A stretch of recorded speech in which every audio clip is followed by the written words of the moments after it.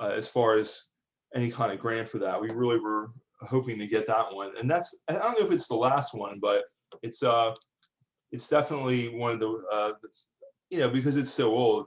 We have other records that are that old, but this is a good one to get digitized. So we have to move forward on that. We really haven't thought about what we're going to do with it or when we're going to start with it. But yeah, that'll be coming up soon. Yeah. I was thinking, Randy, about the American Legion and the Veterans of Foreign Wars. They probably date back to World War II, if not earlier.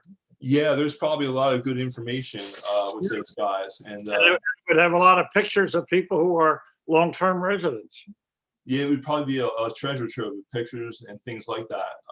There's a lot of things to investigate. I think last year, when it was probably in February, at one of the last meetings, I had contacted some of the school media specialists about some of the things that they had from the schools that they'd be willing to share. But then everything happened with the shutdown and everything, so we never got to it. But that can always be done at some point in the future. The VFW dates back to the Spanish-American War. Do you know anything about the one here in South Brunswick specifically? No, just the organization itself. Yeah. And the American Legion goes back to World War I.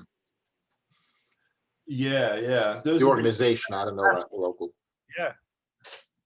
Yeah, there's probably a lot of great things like that, but the VFW and the Legion and all those places, we should investigate that. It's just everything's kind of on hold right now, but I guess we could put out feelers. It wouldn't hurt to do that just to see what we could find out. But yeah. Well, if you ever get back to doing a live video of some of the important people involved with the when we get to a healthy state, wherever that is, let me know. We're willing to help.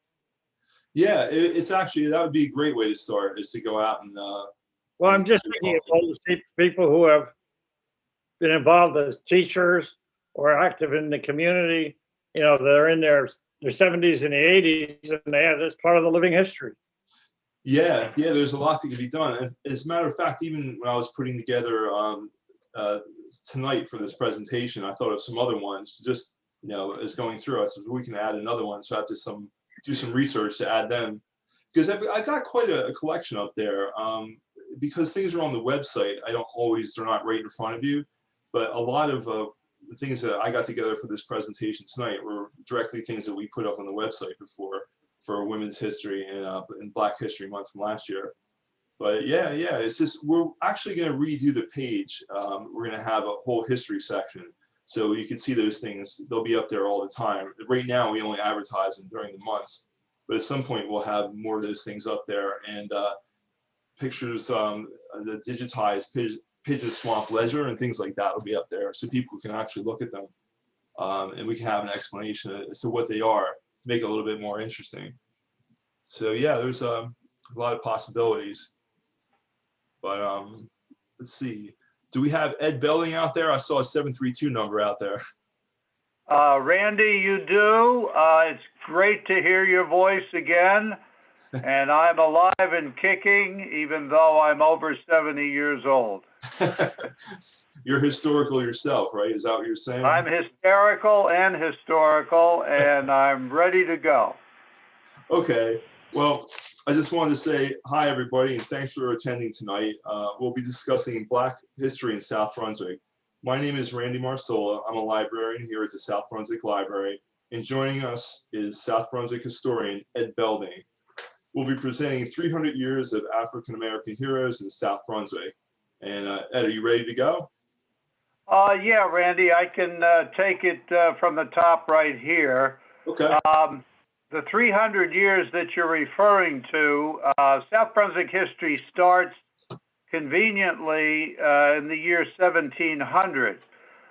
So what we're covering tonight would be the African-American history in South Brunswick Township from 1700 to 2000.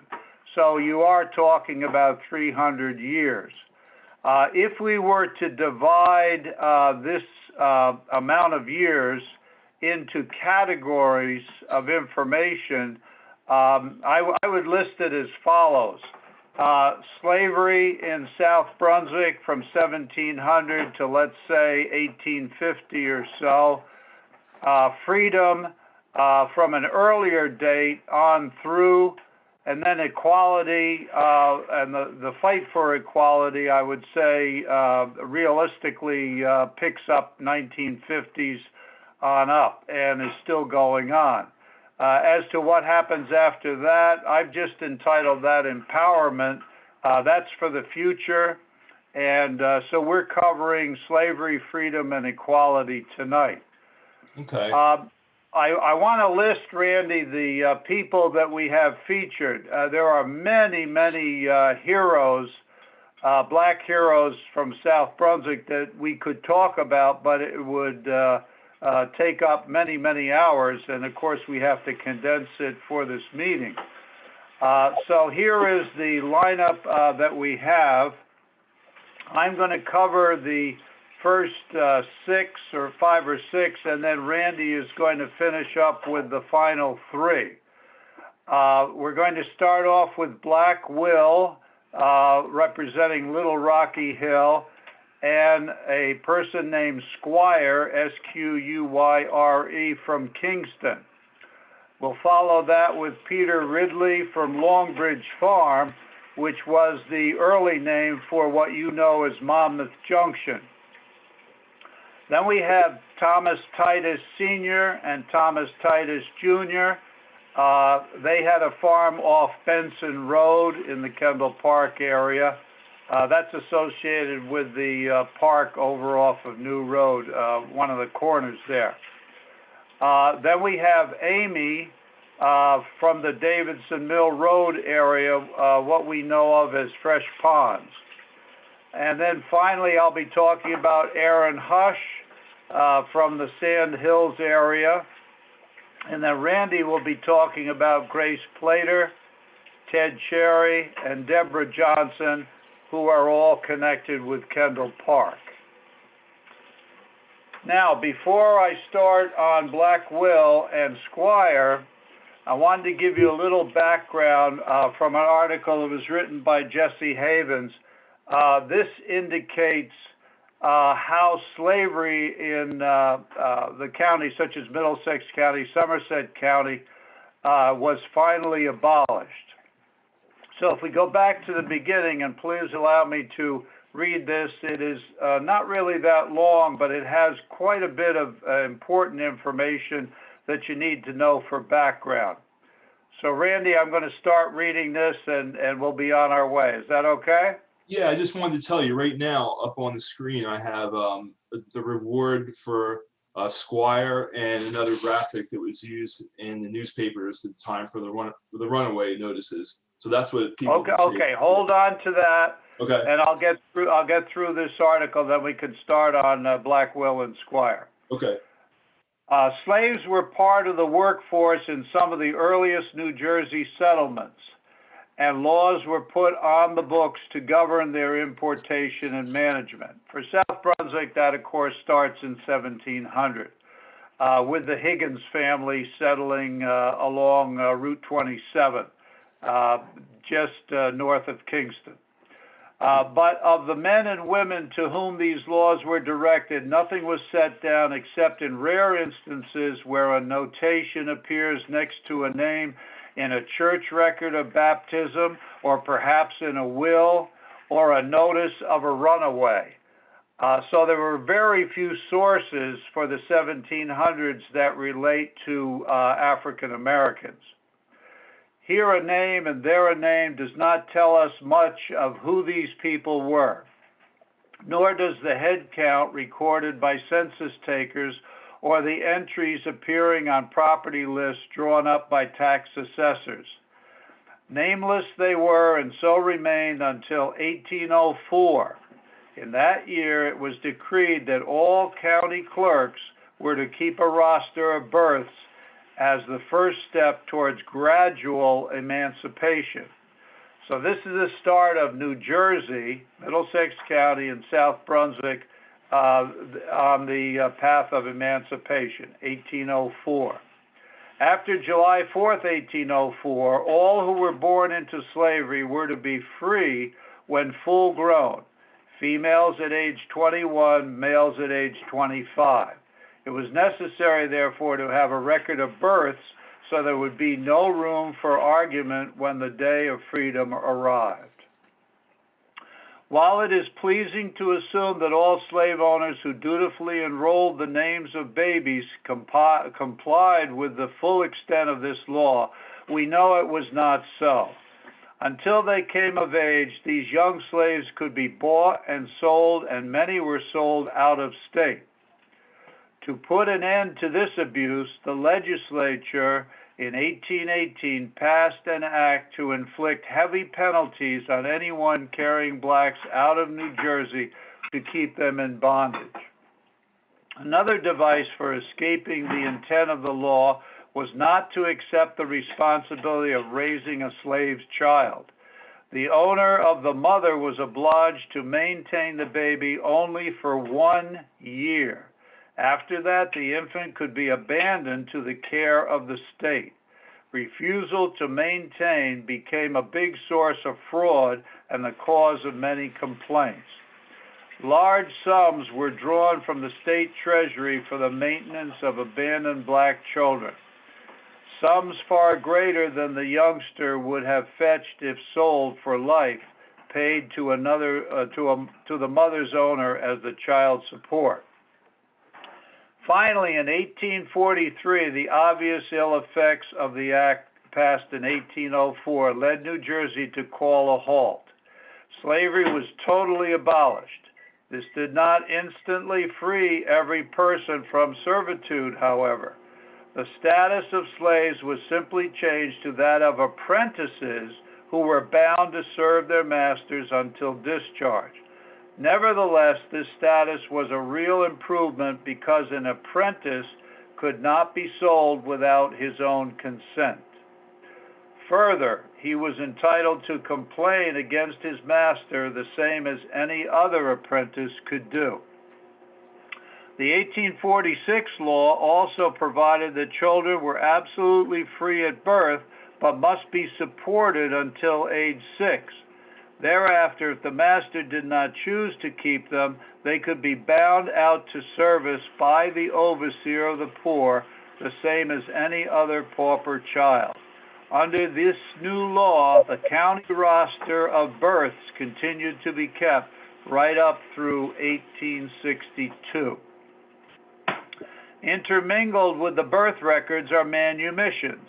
The reasons for granting freedom are not specified, but from the entries it appears liberty frequently followed the death of an owner, and that was usually mentioned in a will. A slave could not be turned loose to shift for himself unless he was between the ages of 21 and 40 and had been examined by 2 overseers of the poor and 2 justices of the peace. The manumission record in their certification, the individual is of sound mind and not under any bodily incapacity of obtaining support.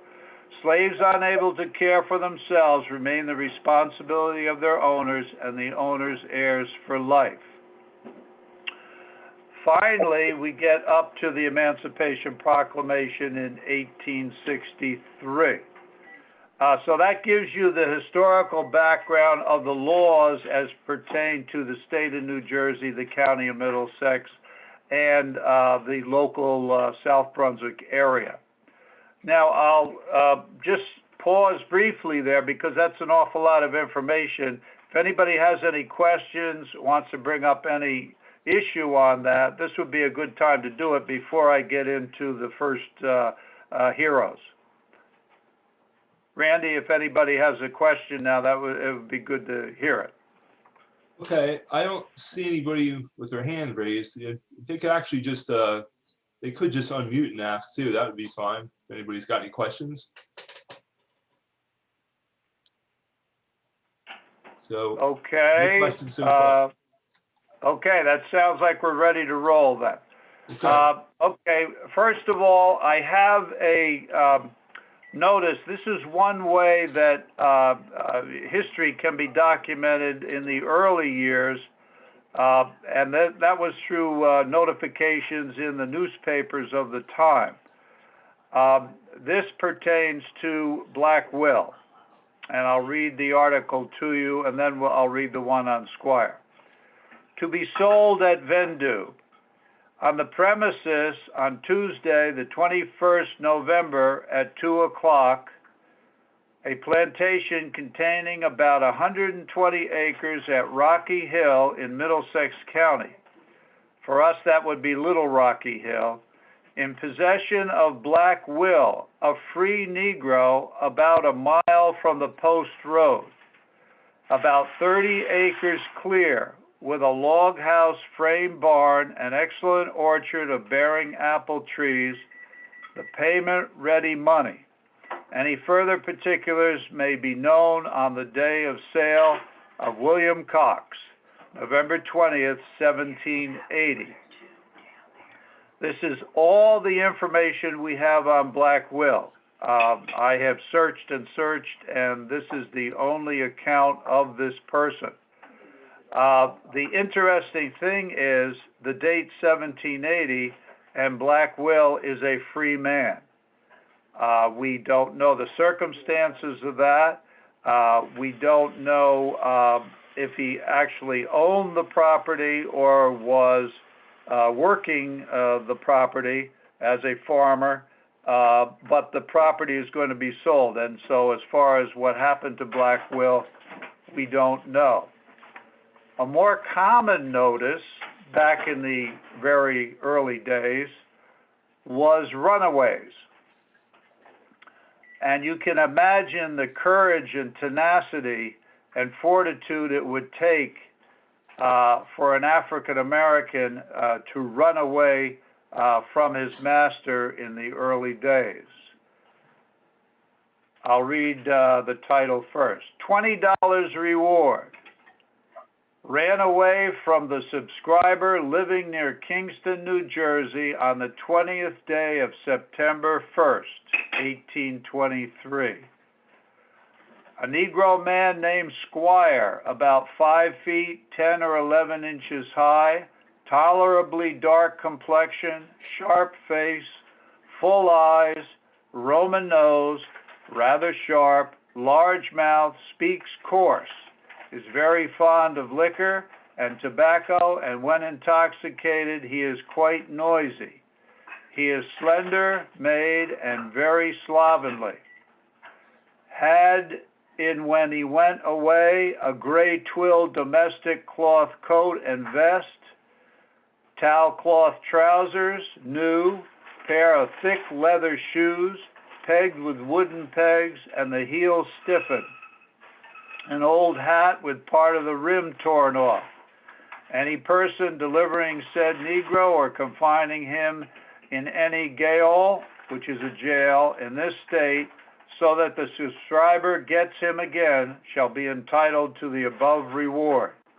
It is supposed that said Negro has gone into West Jersey. Signed, William Gulick, Kingston, October 3rd, 1823. Anybody have any reflections or responses on the first two heroes?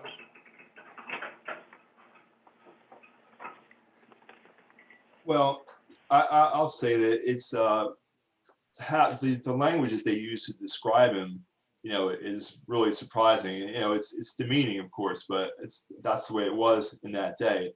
But that's what struck me is the words that they used in the rewards. It was demeaning because, of course, they weren't thought of as, regular. I thought I could wave. What's that? I do have a question. Sure. Okay, I see at the end of the Squire article, it is supposed that said Negro has gone into West Jersey. Was West Jersey a more liberal place concerning the rules of slavery? Yes, Randy, I can answer that. Okay. as you may or may not know, there were two Jerseys. This is going back to the very earliest days of the formation of New Jersey, when you had two people who owned Jersey, and it was divided between those two. This is the grant from the king, and what happened was you have an East Jersey and a West Jersey, and at one time, just before this article in the 1700s, the dividing line between East Jersey and West Jersey was actually running through part of Middlesex County, so that part of South Brunswick hung over into West Jersey. But then they changed the line, and the border for South Brunswick, the southern border, was part of the line between East Jersey and West Jersey. And it is, you are correct, West Jersey was settled predominantly by Quakers coming out of Philadelphia. And the Quakers were adamantly against slavery, so that Squire was wise to head towards West Jersey rather than to head into parts of East Jersey. He would have had a very difficult time hiding in East Jersey. He would have an easier time hiding in West Jersey. Yeah, thank you.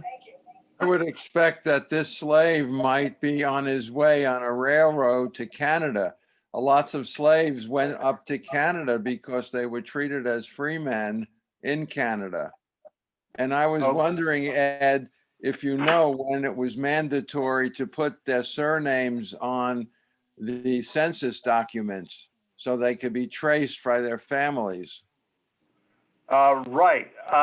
All through the 1700s, it's very rare that you would have an African American with a last name. You know, I have examples for the 1800s, but if you look at the slave records and so forth, and the wills where a slave is mentioned to be freed or to be turned over to a living relative, or that sort of thing, usually you get a first name, you don't get a last name. The logic would be that a person who is freed might take the surname of the master, and that happened in several cases. As far as escaping to Canada, you're a little bit early on that. And as far as railroad, I don't know if you're referring to Underground Railroad or the actual physical railroad. But for that to happen, you'd have to move up another decade or two, and then you might have some logic there. I think that Squire, if he got anywhere, it was probably Philadelphia. So what he would have to do would be to simply get to Trenton or Burlington, something like that, and then cross to Delaware and get over to Philadelphia. If he gets into Philadelphia, he's got a pretty good chance of staying free. Can I ask a I have a question? question also. You want to ask yours first? Oh, Yeah, I want to I ask a missed- question. I didn't unmute fast enough. Do we know about how many slaves were in New Jersey or Middlesex County at the peak of slavery here? Do we have a number? I'm sorry to go yeah. back, but I didn't unmute fast enough before. Okay. Yes, I can give you some. I'm actually working on that now for the 1700s. For 1800, Middlesex County had 12,000 African Americans, and a very small percentage of those were free. I would say 95, 96% were in servitude.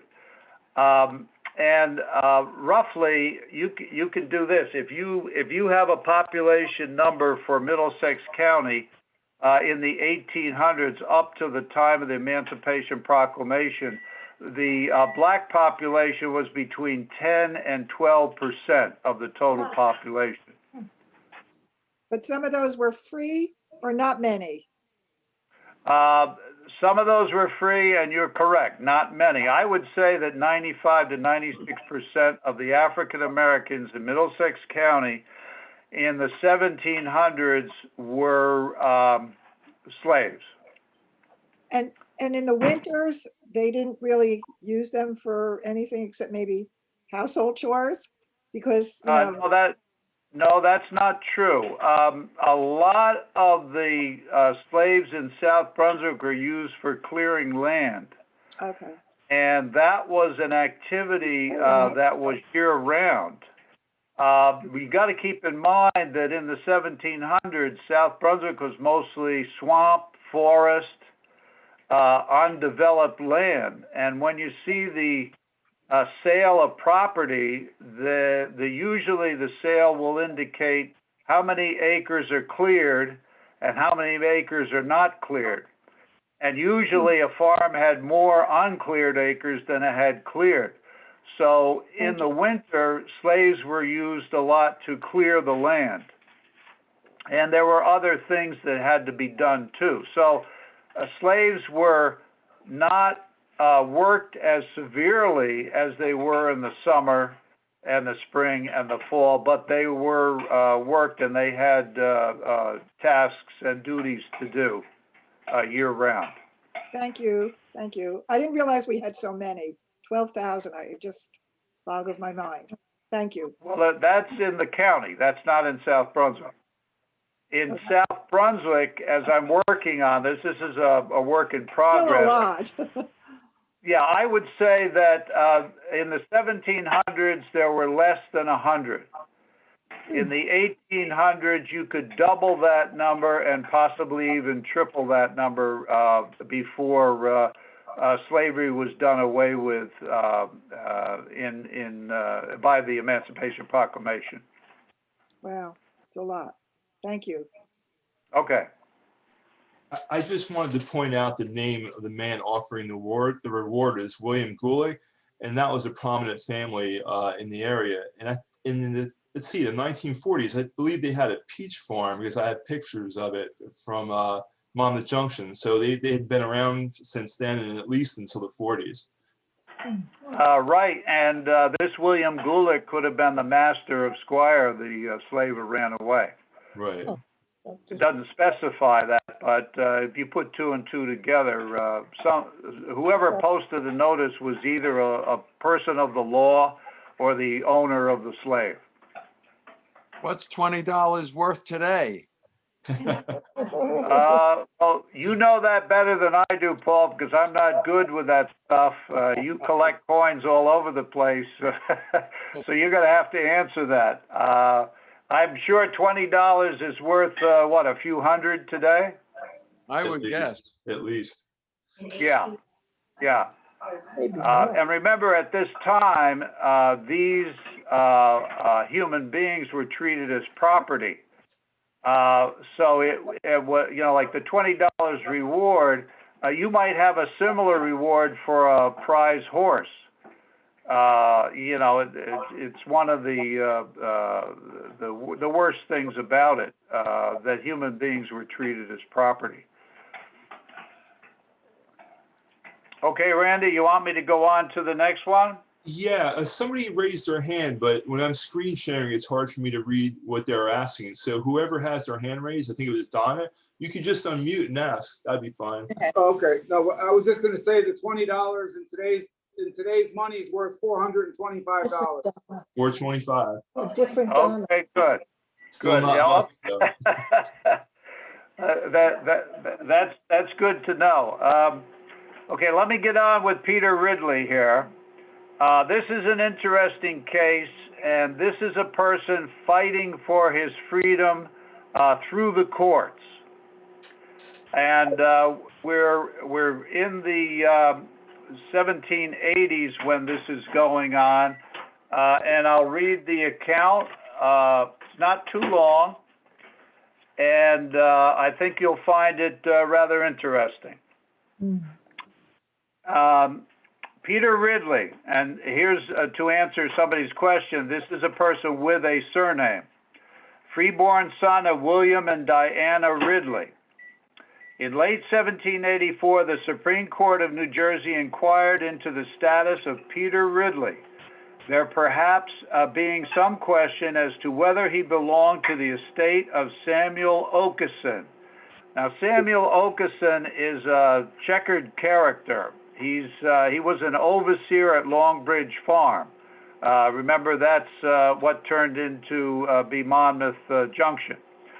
And Samuel Okeson was also a Tory. He sided with the King of England during the American Revolution. So he's a bad guy in this account. Keep that in mind. On 16th of November of that year, a writ of habeas corpus was issued to by David Brierly, Esquire, Chief Justice of New Jersey, to Benjamin Applegate, commanding him to have Negro Peter, who was detained in his custody, before the Supreme Court immediately after receipt of the writ. In other words, Applegate took charge of Peter Ridley after Samuel Okeson gave up on Peter Ridley.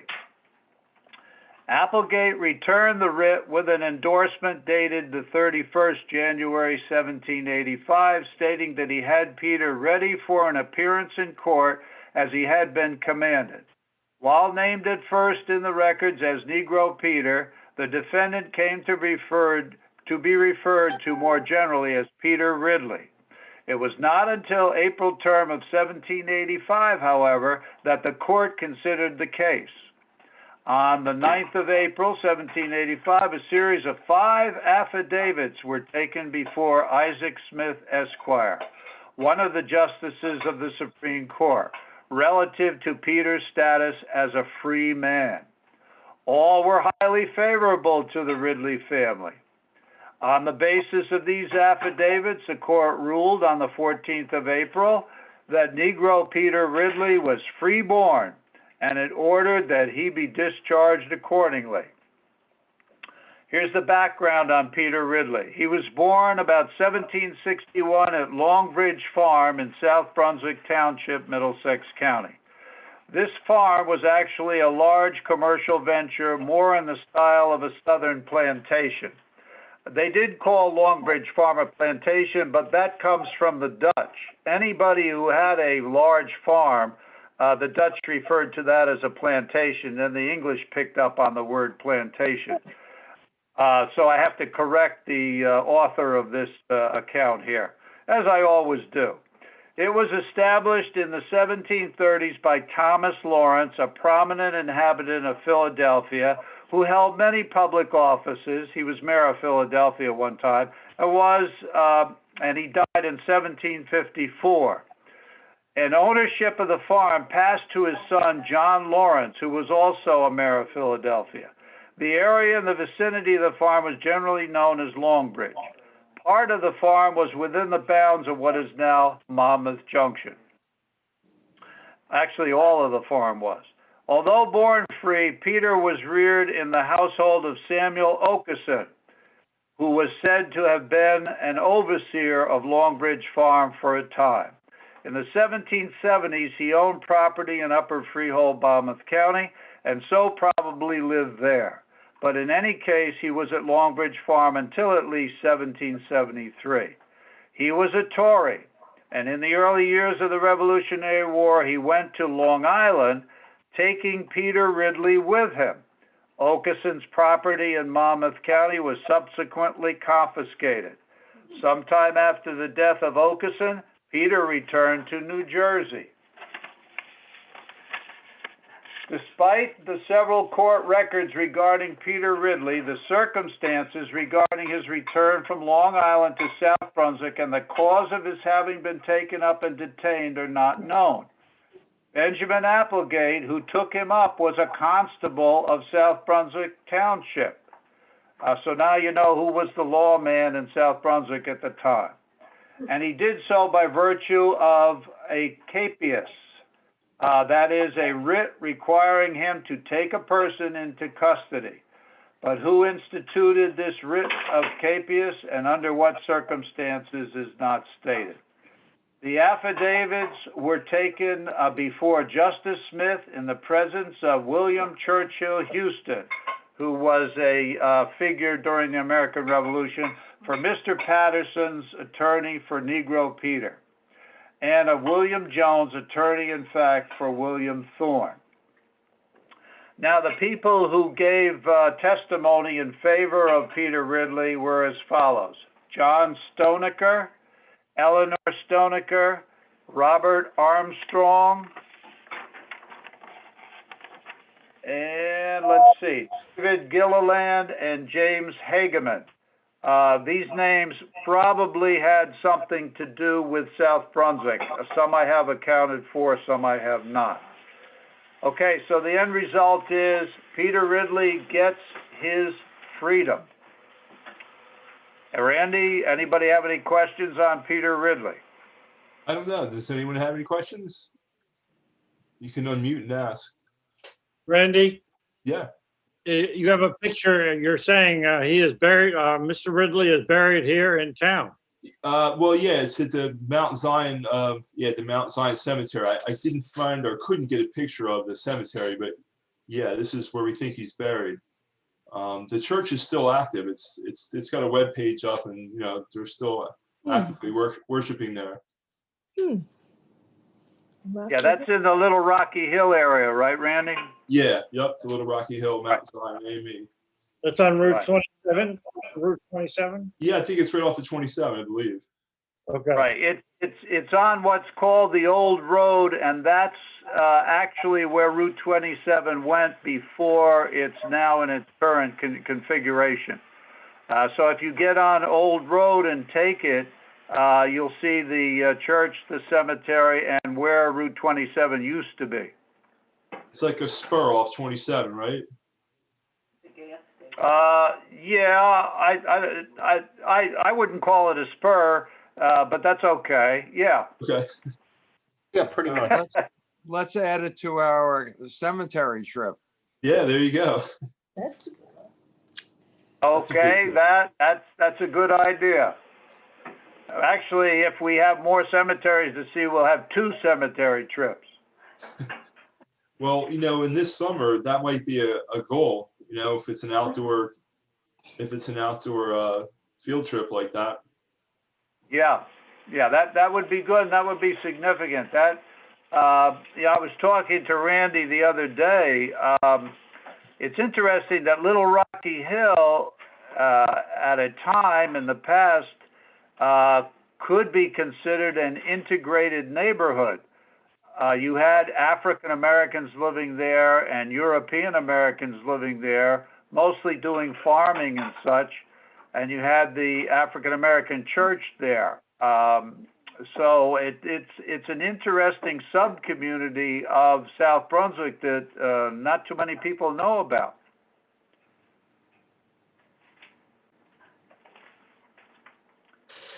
Okay, Randy, are we ready for Thomas Titus Sr. and Jr.? Yeah, let me tell you what I have up here on the screen. I have the Van Dyke farmhouse, and I have on here that Thomas Titus purchased 2.5 acres from Ferdinand Van Dyke in 1817.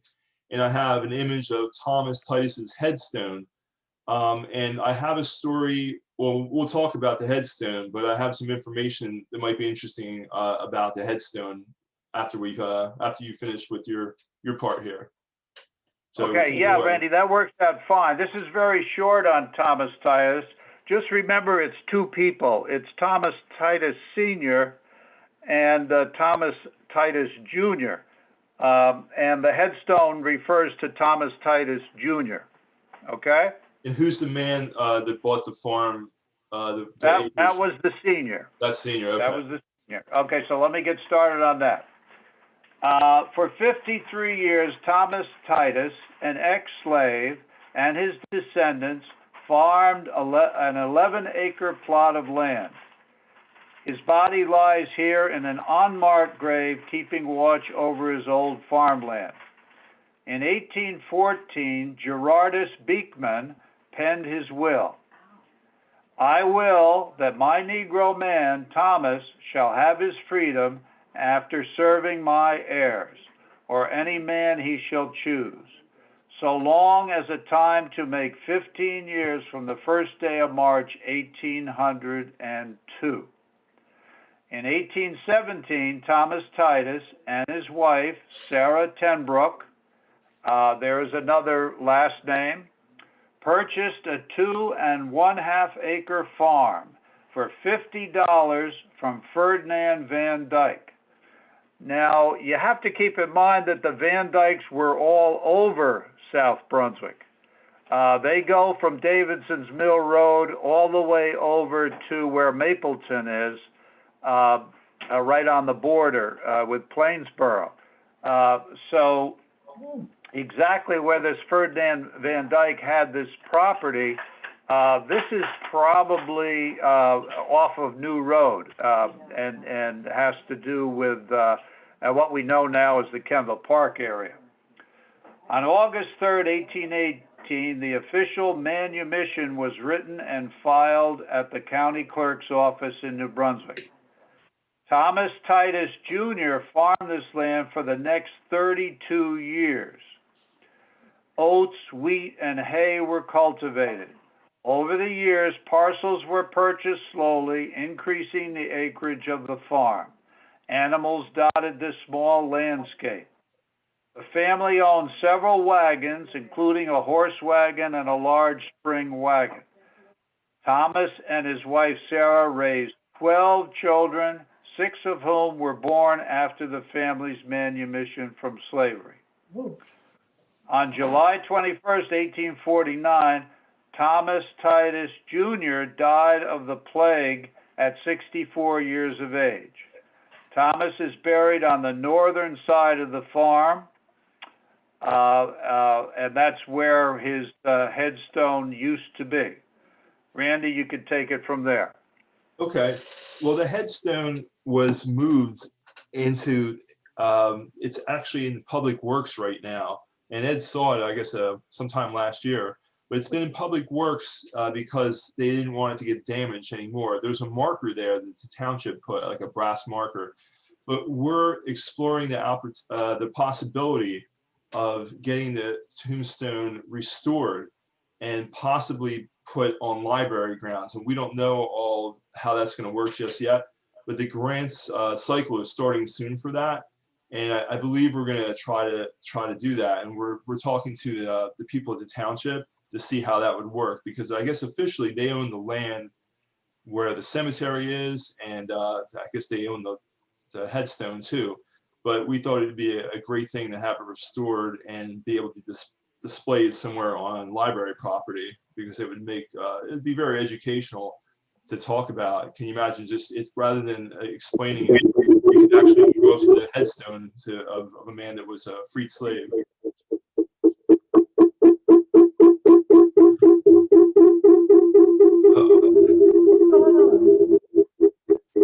So maybe somebody's got to. Are we being invaded by Mars? It's War of the Worlds. Yeah, but so that's the latest with the headstone. That's for another story. Yeah, that's another presentation. That's Plainsboro Historical Society, I believe, right? Since it happened over there. Yeah, but remember West the Windsor. Martian vehicles Happened came in West through Windsor. these swamplands of South Brunswick. They're on their way. That's right. That's Yeah, right. We have to include that. Okay, But we're Randy, still- are we ready for Amy? Yeah, with Amy, I just don't have I have a picture of the farmhouse and what we have right here, because that's where she was. And I also have a picture of the Van Dyke Farmhouse Cemetery. And there's probably a slave buried there. I just have a picture of it.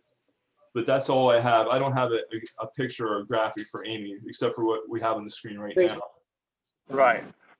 Okay, I picked out Amy because this is so typical of the African American experience in the early years. And this goes back to the early 1800s. The document that I have is from 1813. The thing to listen for is, what information do you have on Amy? We're considering her a hero from all she went through, the experience of being a slave, of never gaining her freedom, and falling into the anonymous category, technically, as far as history is concerned. And that's one of the tragedies of many of these people. they are completely forgotten. And one of our responsibilities is to bring them to life and to celebrate them for the heroes that they were, all that they had to go through. So here is what we know about Amy. This is a document of sale. Know all men by these presents that we, Mary Petty, David Petty, Moses Petty, and William Petty of the county of Middlesex and the state of New Jersey, for and in consideration of the sum of $150 to us in hand, paid at and before the sealing and delivery of these presents by John Van Dyke of the county and state aforesaid, the receipt whereof we do hereby acknowledge and ourselves to be therewith fully satisfied, contented, and said slave granted, bargained, and sold, and by these presents do fully, clearly, and absolutely grant, bargain, and sell unto him, the said John Van Dyke, a certain Negro girl or wench named Amy, to have and to hold said Negro wench unto him, the said Van Dyke, his heirs, executors, administrators, and assigns forever, and we, the said Mary Petty, David Petty, Moses Petty, and William Petty, forever. Our heirs, executors, administrators, and assigns to warrant and defend the sale of the above-named Negro wench against all persons whatsoever. In witness whereof we have hereunto set our hands and seals the 2nd day of March, the year of our Lord, 1813. Sealed and delivered in the presence of John, and the last name is not mentioned, but that could be Wetherill, Samuel Applegate, Mary Petty, David Petty, Moses Petty, and William Petty, all signed an X by their printed name. Anybody have any reactions to that? Is that Petty from the Petty School in Hightstown? No. This spelling back then was P-E-T-T-E, and it was changed later to P-E-T-T-Y. No connection with the Petty School. Okay, how do I ask? Oh, How do I ask? somebody had a question, is the Van Dyke house still around? And yes, it is. It is. It's Yeah. been protected. Up here? So it is protected and in town. Okay. Yeah, question. within the borders of the township. Yeah. Let me add, Randy, there is another Because this- document where Amy's name comes up. Wait, It is a listing of Amy's children. And I find it quite interesting. She had 4 children documented by the county. Alfred, but here's a born on July 19th, 1823. Rose, 1825. Sylvester, 1827. And Herman, 1829. This was all when she was a slave to John Van Dyke. The term wench was used, which means a lewd woman, and they also called her a girl. So what's the story? What's the background on that? Was she a prostitute? No, no, you're confusing 2 uses for the word. Wench in those days referred to a female slave under the concept of property. It would be like if you had an animal, like a dog and a female dog you would call a bitch. Later on, in our vernacular in modern times, the 2 terms and other terms also get a negative connotation and take over. So that by the time you get to our jargon, in the 20th century, 21st century, you're talking about a very negative term with bitch and a negative term with wench. I have a question about the connection with Amy to Wetherill, because that's right in our neighborhood. Yes, I'm guessing because on the document there's no last name. It just says John, and then there's a blank after the first name. Yeah, the thing here is I'm guessing that because Wetherill's name shows up on many official documents because of his importance, not only in South Brunswick, but in the county and also in the state. He was probably the leading politician in South Brunswick in the late 1700s, early 1800s. So I'm just guessing. I just threw that out. And a slave owner? And a slave owner? Yes, John Wetherill was a slave owner. The Wetherills all had slaves. George Wetherill, Thomas Wetherill, John Wetherill Jr., they all had slaves. Do we have any idea how many they had? Yes, I have an exact count. That's in a writing. Again, I say I'm working on it, so it's a work in progress. I would say they had each one of them had no more than 20 and no less than 5. Okay. Wow. They were not the largest slave owners. The Lawrence family that ran Longbridge Farm, they had an estimated 40 to 50 slaves. Okay. Wetherill was not part of Longbridge Farm.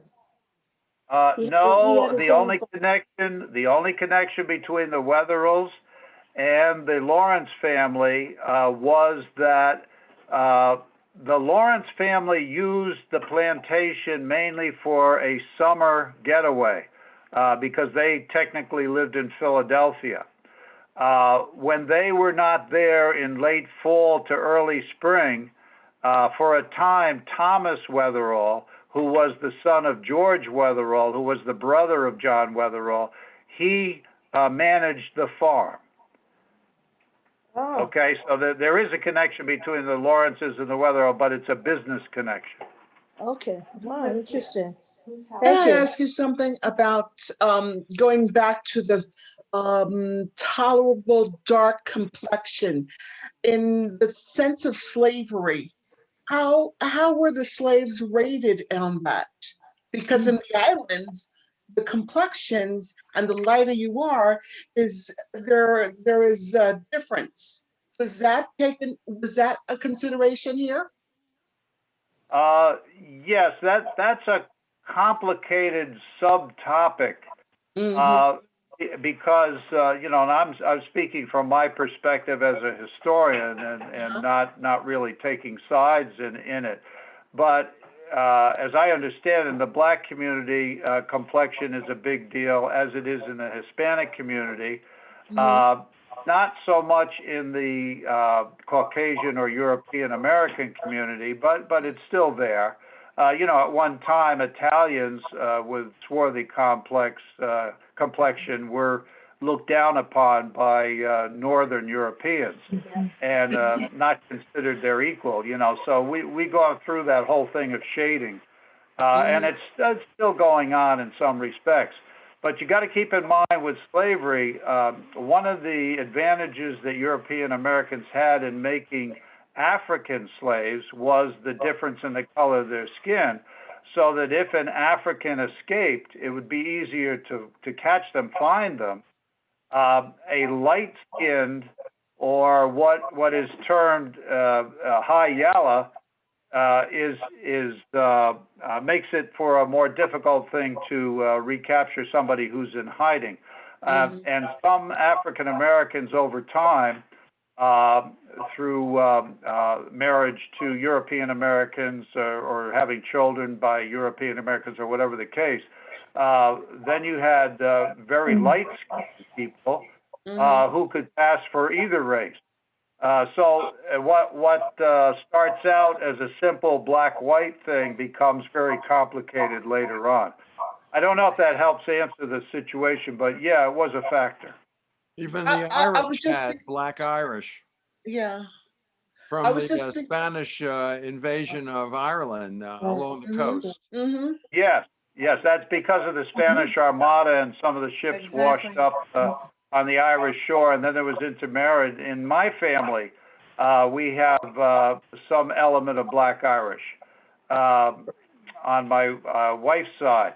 And some of the Irish names, and this is rare, it's not a big deal, but they were corrupted from Spanish names.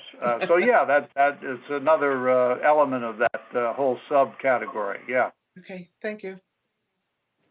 Okay, are we ready for Aaron Hush, Randy? Yeah. The Lawrence family, was that any connection to Lawrence Township or Lawrenceville? No, not that I know of. And of course, we have Lawrence Brook too. And they say, from what I could find out, the Lawrence Brook is named after some character from New York who may have been related to the Philadelphia Lawrences, but I can't confirm it yet. And as far as the other Lawrences, I would put a question mark there. I don't really know 100% for sure. Okay. Okay, Randy, we ready for Aaron Hush? We're ready. Let me tell you what pictures I have up here. I have a picture of Aaron Hush, and I also have his headstone, and I have a picture of his honorable discharge papers from the Civil War. So those are the three things that I'll be showing while you're talking about Aaron Hush. Okay. I finished my part with a real hero. This is a hero's hero. And we have forgotten a lot of our heroes. And I'm not saying that Aaron Hush should be remembered and all the others, don't worry about them. I would say everybody that I've talked about tonight should be remembered. And that's why we're celebrating them tonight. So I finished with Aaron Hush. And this is very short. Aaron Hush was born in Somerville sometime in the mid-1840s. He was an African-American soldier who served in the 32nd Regiment of the U.S. Colored Troops throughout 1864 and 1865 in the Civil War. Hush was mustered into military service in 1864 and volunteered to serve 3 years. He was discharged honorably in 1865 because the war had ended. Hush was involved in the Battle of Honey Hill, also known as the Third Battle of Sherman's March to the Sea, or the Savannah Campaign, which helped to disrupt the economy of the Confederacy when troops destroyed infrastructure and industry throughout the region. He was also in many other battles, and I won't list them all, but if you go to the history room when you're allowed to, you'll be able to look them up. Additionally, in his personal life, Hush was married to Sarah Catherine Roberts, with whom he had 8 children. Hush owned property in the Sand Hills area and died on January 20th, 1916 at the age of 70. He was buried at the Thompson plot on Sand Hills Road. And many years later, Al Cady was able to discover the grave site and bring the story of Aaron Hush back to life. So we got to give Al Cady some credit. Okay, Randy, that wraps it up for me. Anybody has any question on Aaron Hush, we'll entertain that, and then it's turned over to you. Okay. Does anybody have any questions about Aaron Hush?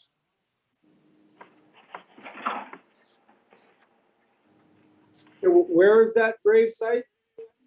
The headstone. Go ahead, Ed. Yeah, that's off of Sand Hill Road. I don't remember the exact road that you have to walk a ways, but it's really on somebody's property, so you have to get permission to go in there. But it's on the northeast side of Sand Hill, going in, I'd say, a few blocks where the relatively new houses are, built in the hilly area there. But it's over on the left as you're going towards Route 1. So that's Okay. Kendall Park. Yeah, that's Kendall Park. Yeah, okay. Oh, really? It's not a junction alley. Okay, then, next we're going on to more latter day Black Americans from South Brunswick. And this is a picture of Grace Plater. Grace Plater came to Kendall Park in 1963. So you have to think in 1963, there probably weren't a lot of African Americans in South Brunswick or Kendall Park. She became civically involved by bringing pies to welcome new residents in '67. So she started a kind of a welcome wagon, back in the day. She formed the Concerned Black Parents and Citizens of South Brunswick. Their group began in 1972 to find ways to assist Black students who were struggling in the school system. So she started that in '72. In 1998, Grace Plater received the Barry Indick Memorial Award for service to the South Brunswick community. And the Barry Indick Award was an award that was created for a longtime Rutgers professor who lived in South Brunswick. And it was given to someone who volunteered their time for the betterment of the community. Among her achievements were insistence that Black history be taught in school. So she worked with the teachers to make a program of Black history that was more than just an elective. So that's an achievement. I don't know, to this day, I don't know. I guess it was different back then. Maybe they had more input. I don't know exactly what the schools are doing now, but I think that was a pretty big deal back then to actually help with the curriculum. Grace Plater was a former English teacher, and she retired as a librarian from the Trenton State Prison in 1979. She was awarded the keys to the township to honor her tireless efforts to make South Brunswick a better place in 2002. And I have a quote from her. It says, "I was raised believing I was as good as anybody, but not any better." That's reflecting on her upbringing in a 1989 Central Post article. So yeah, she's just a community activist, and she's part of our profile here. Does anybody have any questions about Grace Plater? Okay. I remember her. She was in the papers quite a bit. She was, and I got a lot of the information when I wrote her bio from the papers. And I have to say, when I did the research for these people, I really felt like a closeness. I don't live in South Brunswick. I've worked in South Brunswick for many years. But after reading about them, I really felt a kind of fondness for these people. I never met Grace Plater, but I met some of the other people. But you really get a sense of who they were from reading the articles. It's nice to be able to access all of these things. It's just through, we have them on our website where you can look through all the old Central Posts and South Brunswick Posts. So it's kind of a pleasure doing the biographies. The index is still in South Brunswick, although Barry died. He was a professor at Rutgers. His wife, Harriet, is still alive and kicking. So Barry died in 1990, I believe. So that was is it, and you say his wife is she's still in Kendall Park? Yeah, I believe Harriet is still around. I see her occasionally, and unless she's passed also. With the COVID, you never know who's passed. Yeah, that's true. I didn't see her name because I just looked up a little bit about Barry Indick today, and I saw there's a lot of good information on him out there, but I didn't see anything about his wife. But you never know, like you said, these days. But yeah, I enjoyed reading about Grace and researching about her. The next person I have is Ted. Hopefully you can now. What's that? Harriet Indick is still alive. She is? Okay. Yes, I see her. I talked to her. Oh, great. That's great. And she is. Great.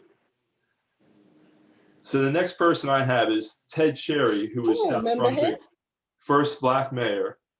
You remember when So Ted was born in North Carolina in 1932. He served in the Army from 57 to 58, and he moved to South Brunswick in 68. Ted taught science at Crossroads School and was chairman of the science department from 1968 until his retirement in 1991. He's the first African-American appointed mayor in South Brunswick in 1979. He received the Mayor Service Award in 79, 80, and 92. He directed the Horizon for Youth programs in South Brunswick. Ted died on January 17, 1998, and the conference room at the municipal building was named in his honor in February of 98. So he was a well-respected community leader. He did a lot of things, but he was noted for his accomplishments with affordable housing in the township. And the quote I have from Ted is, He was a Republican. okay. I don't think so. I'm gonna have to unmute you. But the quote from Ted is celebrating Black History Month could help race relations if all people tuned into it. Awareness is the key. Any young person growing up today, Black, white, or whatever color, should be familiar with the contributions of all races. I believe the multicultural opportunities that we have today could strengthen the bonds between different types of people. And this is his quote I found in the Central Post from February of 97. So yeah, we have a great picture. We were lucky to get these pictures. These are scanned in, and I'm really happy with this picture too. So we have a picture to go along with the story. So I guess people do remember Ted Cherry. It sounded like he was really liked from the articles I've read. At least it seemed that way to me when I was looking through the Central Post. It was a new road. And who's the guy next to him? The guy next to him, let's see, do I have his name here? He looks like a councilman.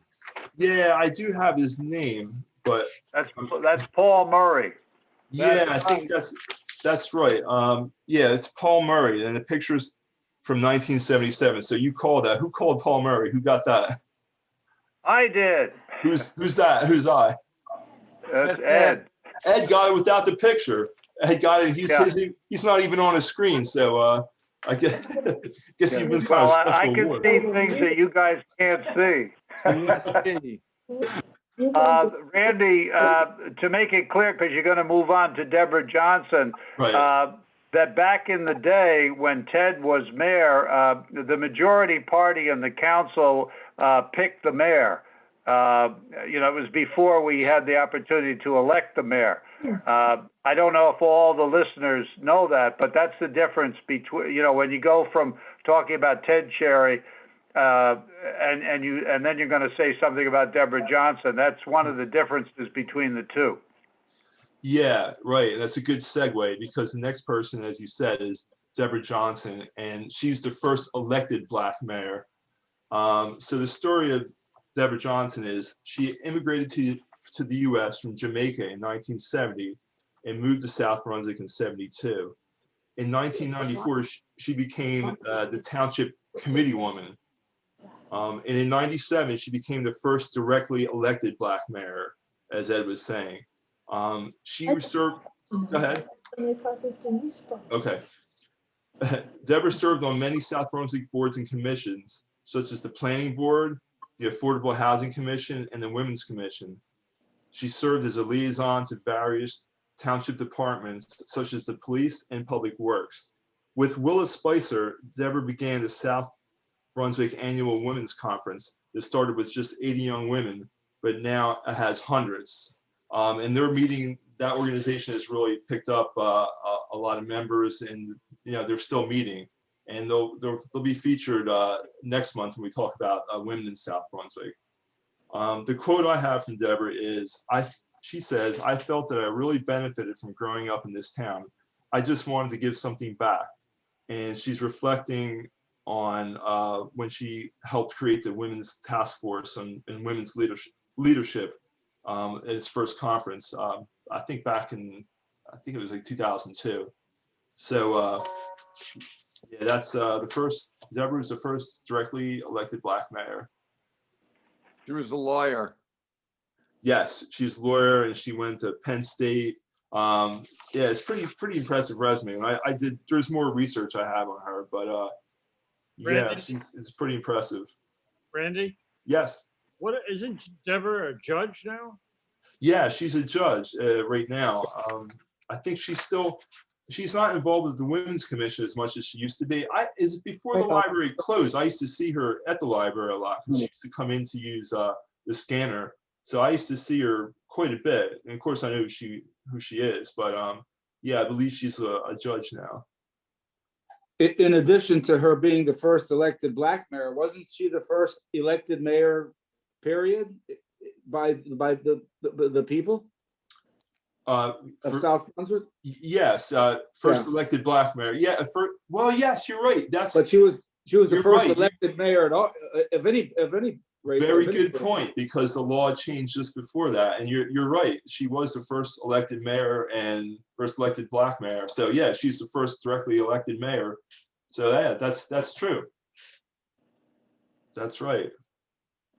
She is, I don't know what she, I know she's a judge. I don't think in town, I'm not the local. Yes, she's one of the township municipal court judges. That's what. Oh, okay. Thank you, Beth. I guess she's still living in town.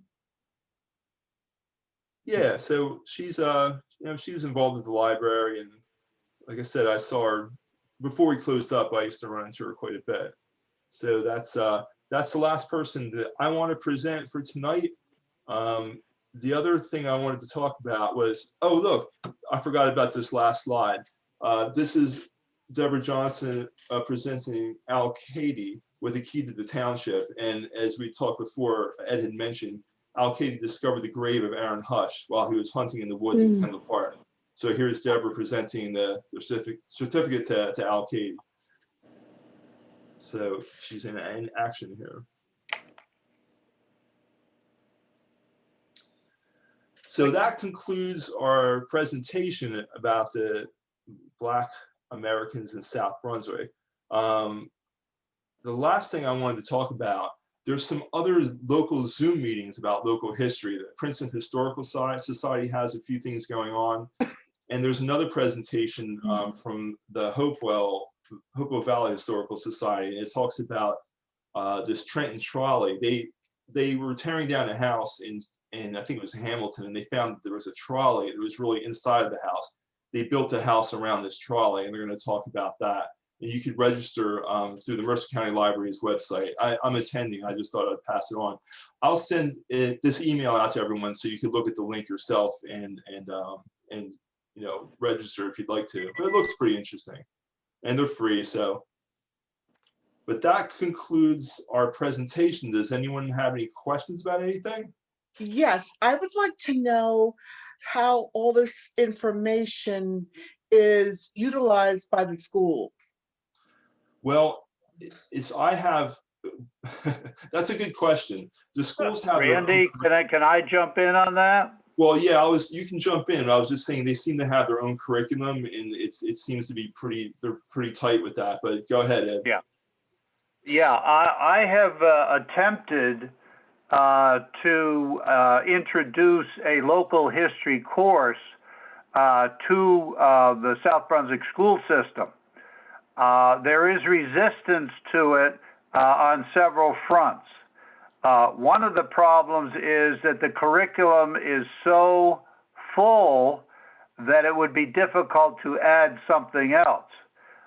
So then I suggested having an elective course. So in other words, have local history as a separate course, maybe a semester, a quarter of a semester, something like that. I haven't heard back on that. I have some people working for me at the high school to try to get some of our ideas over to the school. But so far, it hasn't worked out too well. There seems to be resistance to trying something new and something different. And a lot of the mandates on social studies and history and so forth are coming from top down, rather from local area on up. So it's a fighting battle that we have, but we are trying. And one of the things that I want to bring to the district that I think would be very interesting would be an archaeological dig site. That would be Judging perfect. judging by what was said tonight and what we've said in the past, there are places that would be very interesting places to do an archaeological dig. That has fallen on deaf ears also. So it basically works with, if you want to get something into the school system about local history, you got to have the context and you got to have the people who are the shakers and movers. And so far, we haven't been able to tap into that yet. But one thing that it's a kind of a bright spot is I started this COVID-19 Tell Your Story initiative, so people can write down their thoughts and what's going on with the pandemic, so we can document it for history. So it's a way of documenting the now, they call it. And it's up on our website, and I'll be sending it out to the list too, so other people could, so this group could participate in it. That would be fantastic. But how it meshes with the South Brunswick schools is, we were working with the school librarians. We have a weekly, a yearly meeting where we talk about what each other is doing. And I told them about how we were working with this COVID-19 sort of an archive, or capturing a way of documenting it. And they're going to use it in the school, and they're going to introduce it to the kids in the writing programs. So I will be getting some input from the students from South Brunswick. So I'm really happy about that, because it's my projects. It's really important too to document these things, because right now everybody's living it and might not think about it too much as being interesting right now. But in the future, it would be great to look back on these things and see what people were doing and what they were thinking. So I'll be sending that that survey out to this list too. So I would encourage and ask you all to take a couple minutes to fill that out, so you could, for posterity and for history, let future generations know what it was like during this time of COVID. So that's the one thing. Go ahead. Coming from the educational field, I know sometimes you have to look for the right teacher and the right focus, and how that person can work it into the curriculum. Or maybe South Brunswick could do a treasure hunt, for looking, or, a finder contest in the history, so they can know where to find the information. But looking at it from another way, instead of, because I know the Black History Month is filled with curriculum information, and teachers do not have all the time to even, go through it all. But if we want to have that little piece of South Brunswick, we just have to look for another way of getting into there. Right. Through one school at a time, probably. Yeah, because like you said, I think it's important. I mean, when Black history, when people talk about national biographies of African Americans, Black Americans, that's interesting. But if you think about someone that's from your own neighborhood, it'll have more of an impact. So we'll keep trying. Okay, I would like to. Thank you, Randy. All right, you're welcome. And thanks for everybody coming out tonight and participating. And we'll be doing something else next month. So stay tuned, and we'll send an email blast about that. And you could go to next month's meeting. Thank you for this Thank presentation. Stay safe. You're welcome. Okay, thank you. Thank you. Very Thanks, and good useful night. information. Thank Thank you. you. Thank you. Thank you. You're Thank welcome. you. Okay. That Gail Weber, I'm pretty sure she's the Weber that lived down the road from us. Who? Gail Weber. Yeah, I'm here. Who's talking? Anna Weber. Yeah, but that's her sister, Gail. No, no, It won't- this